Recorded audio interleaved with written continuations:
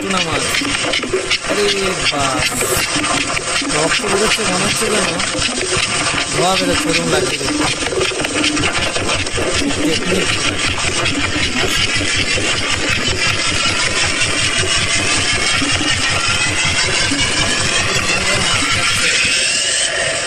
Tuna মাছ কাটার কৌশলটা দেখতে।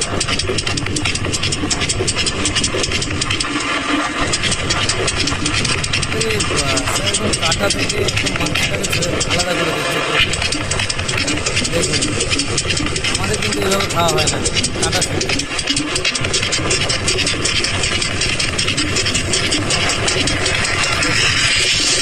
কাঁটাটাকে আলাদা করে দিল।